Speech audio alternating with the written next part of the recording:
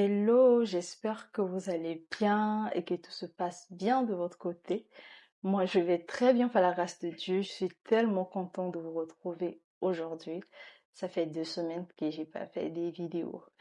Et vous savez que entre-temps, il y a eu la canicule et moi de mon côté aussi, j'avais vraiment un temps de jeûne et prière dans mon église, donc j'étais pas mal occupée par des événements. Mais je rends grâce à Dieu parce que je suis là et je sais que vous êtes aussi là et vous êtes connectés. Et je vais me présenter pour toutes les personnes qui ne me connaissent pas. Je me présente Guibelle, la fille de Dieu. On est tous des enfants de Dieu, mais je suis la fille de Dieu et j'adore partager l'évangile, j'adore conseiller, j'adore motiver et j'aime parler. Et je parle tout le temps, comme là, je suis en train de parler. Et je suis tellement contente, hein, une fois de plus, de faire cette vidéo. Et aujourd'hui, c'est une nouvelle vidéo avec un nouveau sujet. C'est quoi le sujet? C'est quoi le sujet? Le sujet, c'est un sujet tellement aussi important. Je crois vraiment pour moi aussi, c'est quelque chose là où j'ai vraiment pris note. Ça fait de moi que j'ai médité sur ce passage biblique et ça m'a tellement parlé. Et sur tous les passages bibliques que je vais dire, par contre, ça m'avait tellement parlé. Et j'étais vraiment dans cette phase là où il fallait que je puisse mettre en pratique ce que le Seigneur m'a dit. Est-ce que je l'ai mis en pratique à 100%? Ah, ça c'est moi et Dieu, hein. Donc le sujet, c'est tout simplement la discrétion. La discrétion, un chemin vers l'accomplissement des promesses de Dieu. Et j'ai une question à vous poser. Est-ce que vous êtes des personnes aussi discrètes? Est-ce que vous êtes prêts ou vous êtes prêtes pour les dames? Là-bas, c'est une chaîne pour les femmes, hein. Est-ce que vous êtes prêtes à devenir ces personnes aussi discrètes? On peut savoir que la discrétion est tellement aussi importante. Comme j'ai dit sur mon titre, elle nous aide à voir l'accomplissement des promesses de Dieu dans notre vie. Et des fois, ça nous arrive de ne pas être discret, d'être indiscret, de ne pas savoir le cache-toi. Comment se cacher? En fait, quand je parle de la discrétion, je ne parle pas de la peur. On ne doit pas savoir parce que quelqu'un se cache, c'est parce que cette personne a peur de quoi que ce soit.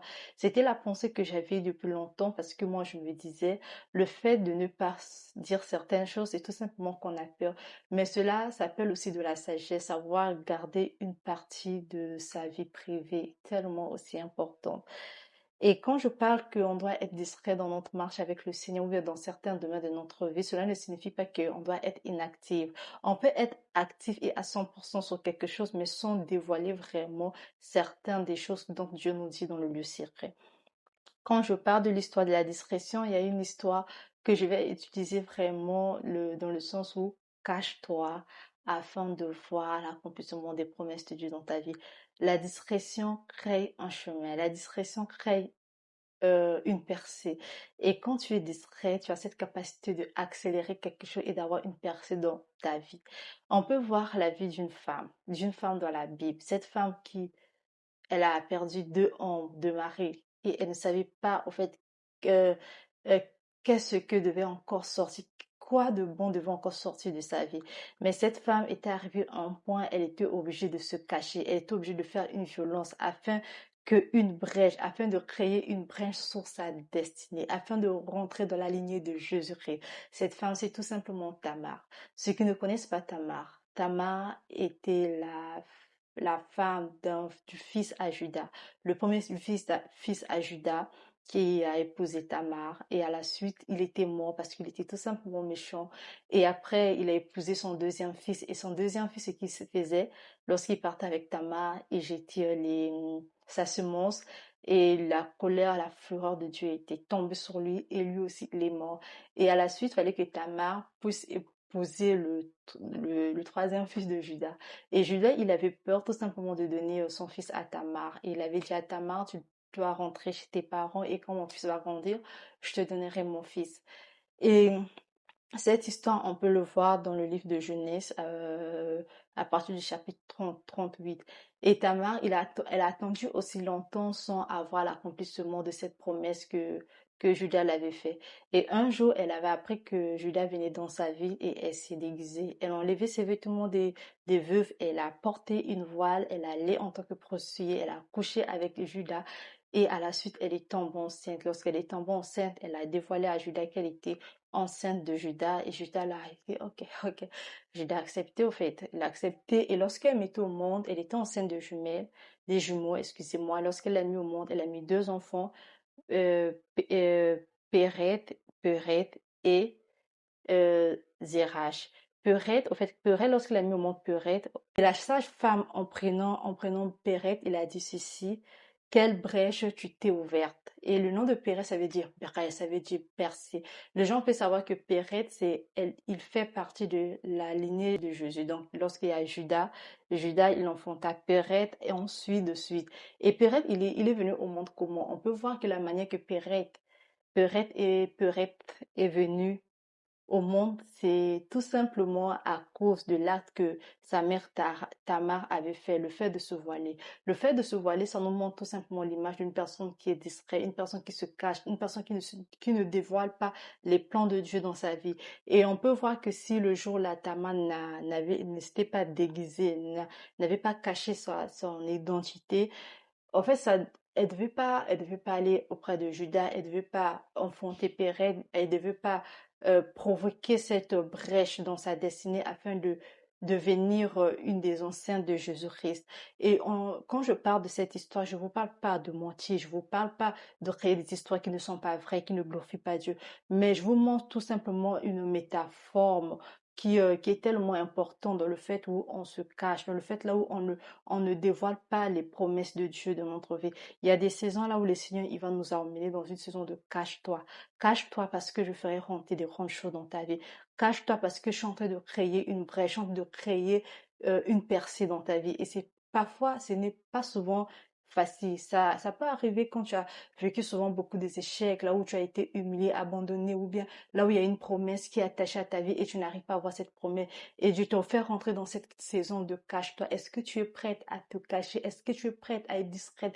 Est-ce que tu es prête à rester un moment dans le silence, dans l'ombre, alors que tu fais des choses, les gens ne savent pas qui est en train de faire ça, alors que peut-être tu sers dans ton église, tu es dans cette saison, tu es en train de servir, mais tu as l'impression que personne n'est en train de voir ce que tu es en train de faire, mais Dieu, il est en train de voir dans ce service, Dieu est en train de créer un chemin, une percée. Et le jour que l'enfant va atteindre la maturité, ta grossesse, petite ta destinée, ce que tu es en train de faire, et tu vas voir à quel point Dieu, il était en train de travailler dans les coulisses de ta vie.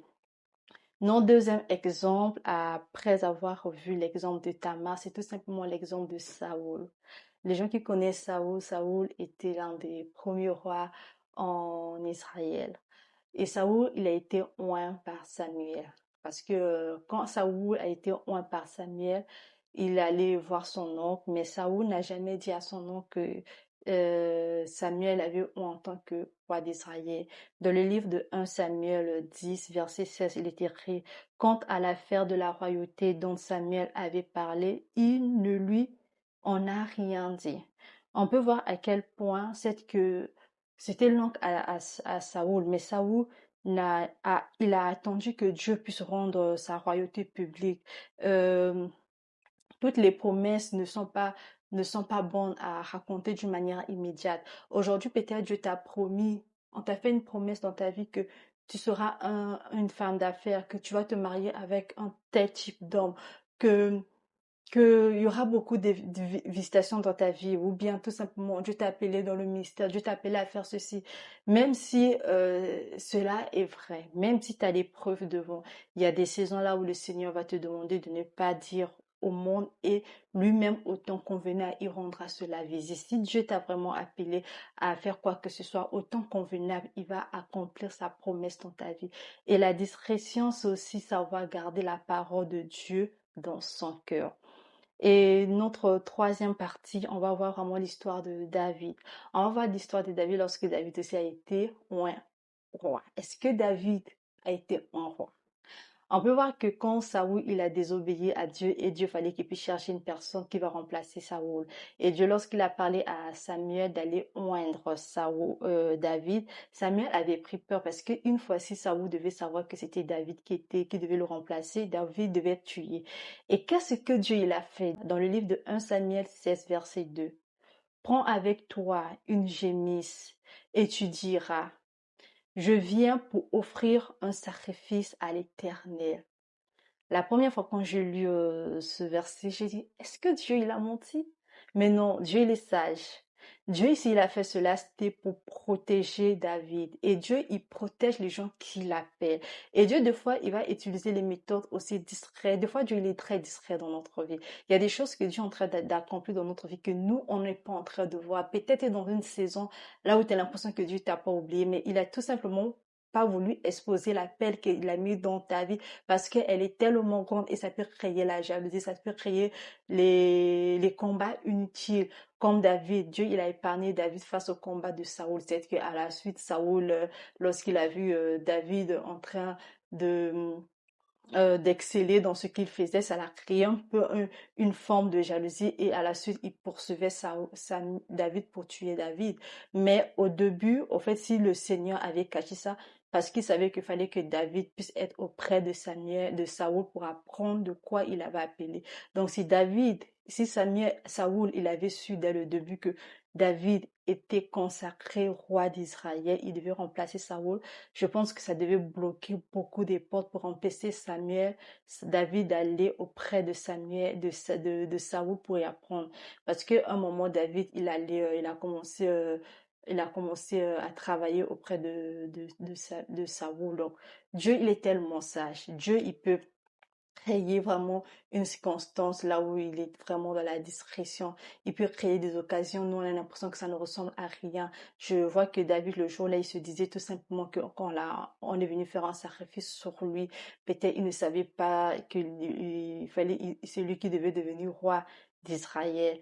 Mais il était tout simplement sur le chemin de sa destinée et le Seigneur avait gardé cela discret afin de voir sa main étendue. Donc, peut-être tu es dans une saison là où c'est flou, là où tu ne comprends pas, là où tu as vu que les hommes de Dieu sont venus prier pour toi, ou là où tu as vu, on t'a fait, tu excelles dans ton entreprise, à l'église, dans tous les domaines de ta vie, mais je ne sais pas, mais quel est l'appel qui est attaché sur ma vie? Et Dieu il est en train de cacher cela parce qu'il ne veut pas tout simplement que les gens puissent savoir pour ne pas avorter ta destinée, pour ne pas avorter ça. C'est la promesse qui est attachée à ta vie. Donc, il y a des saisons comme ça, je te demande d'être patient et de lui faire confiance. Il a décidé d'être discrète dans cette saison de ta vie. Et on va encore voir à quel point la discrétion ou bien l'indiscrétion, là on va pas de l'indiscrétion, euh, te crée tout simplement des combats inutiles. Quand tu n'es pas discret, tu crées des jalousies. Et on voit que Dieu, il a caché la paix de David pour qu'il puisse pas avoir des combats. Mais en ce qui en est de Joseph. Joseph, lui, après avoir fait un songe, là où il a vu tout ce qui s'était passé, que euh, ses frères, ils s'étaient prosternés devant lui. Et Joseph, il allait expliquer cela à ses frères. Pour lui, c'était juste un rêve. Mais ses frères avaient mal interprété cela. Cela l'a créé des préjudices. Il était jeté dans le puits, vendu en tant qu'esclave en Égypte. C'est que cette souffrance, Dieu l'a transformé pour sa gloire. Mais je crois vraiment que même si c'était le chemin que Dieu avait permis qu'il puisse passer par là, mais on peut voir dans certains cas de figure que des fois, lorsqu'on dévoie tellement vite les promesses de Dieu dans notre vie, des rêves, des prophéties, tout ce qu'on a reçu dans le lieu secret, ça crée la jalousie, ça crée l'envie, ça suscite des combats inutiles, des combats spirituels que tu allais éviter, tu te retrouves dans des situations compliquées et le Seigneur nous appelle vraiment à être discrète, à éviter les prisons, à éviter qu'on puisse te jeter comme ça en tant qu'esclave, à éviter les coups bas, à éviter les pots de banane, à éviter.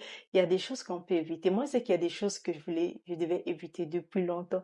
Mais je m'étais retrouvée dans des situations tellement j'avais dit des choses que j'allais pas dire, tellement j'avais dit les plans que je ne devais pas dire, et tellement j'ai vu à quel point la jalousie des personnes, au fait, voulait tout simplement m'affixer. Et je sais qu'il y a des gens qui peuvent se trouver dans ces genres de situations, mais Dieu, il est fidèle. Dieu n'abandonne jamais les gens qui l'appellent. Si Dieu t'a vraiment appelé, il va toujours te garder.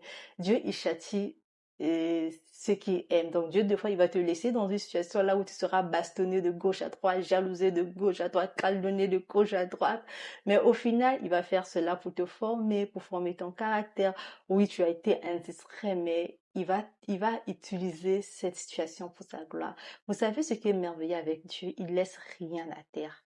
Même quand les personnes pensent que dans ces situations, il n'y a rien de bon qui va sortir de là, Dieu, il va utiliser même les miettes dont les personnes trouvent inutiles pour transformer cela pour sa gloire, un sujet qui va le glorifier. Voilà pourquoi je dis toujours, il faut jamais sous-estimer qui que ce soit. Il faut jamais négliger qui que ce soit.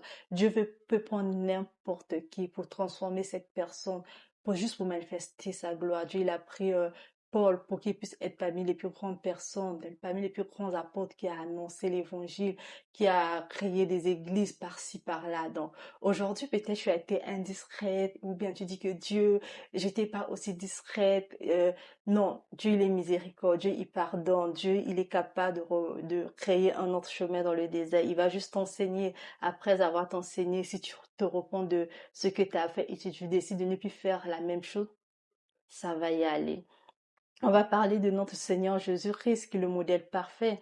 Jésus-Christ, ça lui est arrivé de se cacher, de se retirer quand il savait que c'était pas encore son temps. Quand son temps n'était pas encore arrivé, il était poursuivi par les pharisiens. Lorsque les gens voulaient le tuer, il se cachait. Dans le livre de Jean 7, verset 6, il est écrit, mon heure n'est pas encore venue. Donc, le temps de Jésus n'était pas encore venu pour qu'on puisse l'attraper. Donc, quand c'était pas encore son temps et qu'on commençait à le poursuivre, là, on commençait à lui lapider les pieds, il se faisait distrait.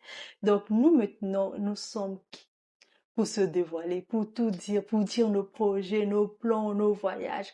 Je sais que moi, j'ai un truc.